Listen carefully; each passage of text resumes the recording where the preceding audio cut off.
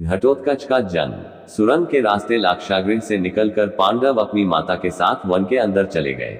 कई कोस चलने के कारण भीमसेन को छोड़कर शेष लोग थकान से बेहाल हो गए और एक वट वृक्ष के नीचे लेट गए। माता कुंती प्यास से व्याकुल थी, इसलिए भीमसेन किसी जलाशय या सरोवर की खोज में चले गए।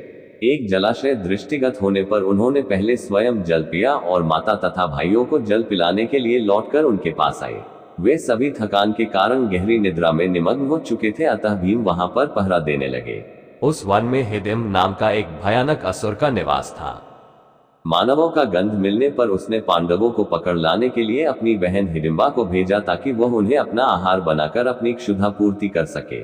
वहां पर पहुंचने पर हिडिंबा ने भीमसेन को पहरा देते हुए देखा और उनके सुंदर मुखारविंद तथा बलिष्ठ शरीर को देखकर उन पर आसक्त हो गई।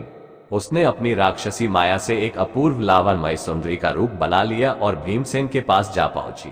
भीमसेन ने उससे पूछा, हे सुंदरी, तुम कौन हो और रात्रि में इस भयानक वन में अकेली क्यों घूम रही हो? भीम के प्रश्न के उत्तर में हिडिंबा ने कहा, हे नरश्रेष्ठ, मैं हिडिंबा नाम की राक्षसी हूँ। मेरे भाई ने मुझे आप लोगों को पकड़ कर लाने के लिए भेजा है, किंतु मेरा हृदय आप पर आसक्त हो गया है तथा मैं आपको अपने पति के रूप में प्राप्त करना चाहती हूँ।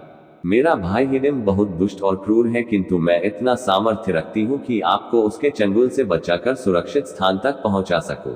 इधर अपनी बहन को लौटकर आने में विलंब होता देखकर हिडिंब उस स्थान में जा पहुंचा जहां पर हिडिंबा भीमसेन से वार्तालाप कर रही थी। हिडिंबा को भीमसेन के साथ प्रेमलाप करते देखकर वह क्रोधित हो उठा और हिडिंबा को दंड देने के लिए उसकी ओर झपटा।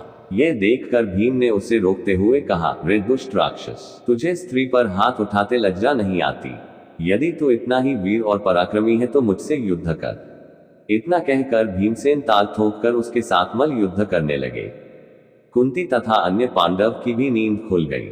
वहां पर भीम को एक राक्षस के साथ युद्ध करते तथा एक रूपवती कन्या को खड़ी देखकर कुंती ने पूछा, पुत्री, तुम कौन हो? हिडिंबा ने सारी बातें उन्हें बता दी।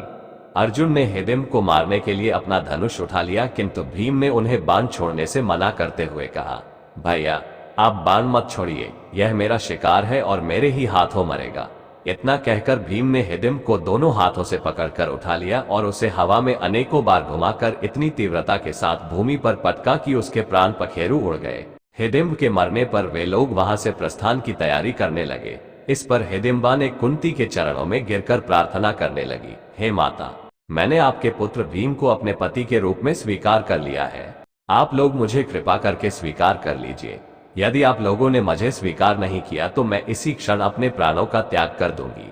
हिडिंबा के हृदय में भीम के प्रति प्रबल प्रेम की भावना देखकर युधिष्ठिर बोले, हिडिंबे, मैं तुम्हें अपने भाई को सौंपता हूँ, किंतु ये केवल दिन में तुम्हारे साथ रहा करेगा और रात्रि को हम लोगों के साथ रहा करेगा। हिडिंबा इसके लिए तैयार हो गई और भीमसेन के साथ आनंद पूर्वक जीवन व्यतीत करने लगी। 1 वर्ष व्यतीत होने पर हिडिंबा का पुत्र उत्पन्न हुआ। उत्पन्न होते समय उसके सिर पर केश उत्कच न होने के कारण उसका नाम घटोत्कच रखा गया। वह अत्यंत मायावी निकला और जन्म लेते ही बड़ा हो गया।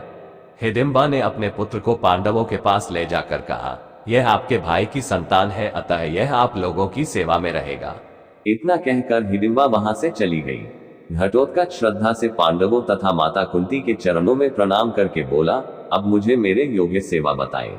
उसकी बात सुनकर कुंती बोली, तू मेरे वंश का सबसे बड़ा पौत्र है, समय आने पर तुम्हारी सेवा अवश्य ली जाएगी। इस पर घटोत्कच ने कहा, आप लोग जब भी मुझे स्मरण करेंगे मैं आप लोगों की सेवा में उपस्थित हो जाऊंगा।